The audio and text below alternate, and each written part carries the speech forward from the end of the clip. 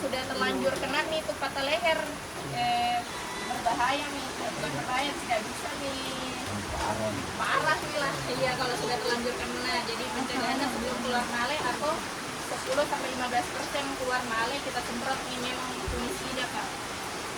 Iya, untuk mencegah ini terjadi, karena kalau terjadi nih udah hasilnya itu Masya Allah tidak bisa nih.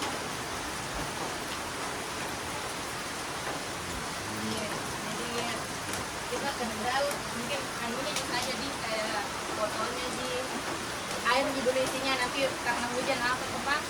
Jadi untuk aplikasinya sebaiknya pagi hari, tidak sedang angin kencang juga, tidak berangin, supaya maksimal di penyemprotannya lah.